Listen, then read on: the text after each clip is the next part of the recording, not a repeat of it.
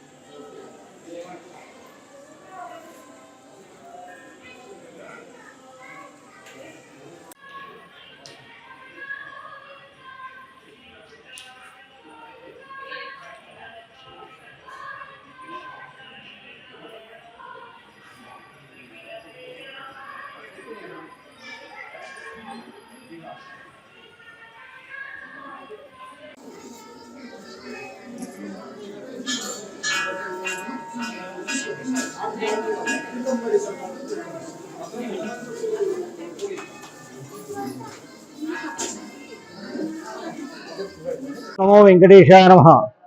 భక్తాగ్రేసరులందరికీ కూడా వెంకటేశ్వర స్వామి ఆశీస్సులు. అంటే ఈరోజు శయన ఏకాదశి, ఆషాఢ శుద్ధ ఏకాదశి, శయన ఏకాదశి అంటారు. దీన్ని ప్రజానీకమంతా కూడా పాటించి స్వామివారి అనుగ్రహానికి పాత్రలు కావాలి. అంటే దీని యొక్క ప్రత్యేకత ఏమిటి అనేటటువంటి విషయానికి వస్తే 24 ఏకాదశి లోపల శయన ఏకాదశి, ఉత్థాన ఏకాదశి ఈ రెండింటికే ప్రాముఖ్యత ఉంది, మిగిలిన వాటికి లేదా అని కాదు. ఈరోజు ఏమిటంటే స్వామివారు దక్షిణాయన పుణ్యకాలం లోపల శయనం అంటే ఆయన ఏంటి యోగ నిద్ర లోపల ఉంటాడు అన్నమాట. ఇక్కడి నుంచి మొదలుకొని చాతుర్మాస్యం 4 నెలలు అంటే కార్తీక శుద్ధ ఏకాదశి వరకు ఉంటాడు.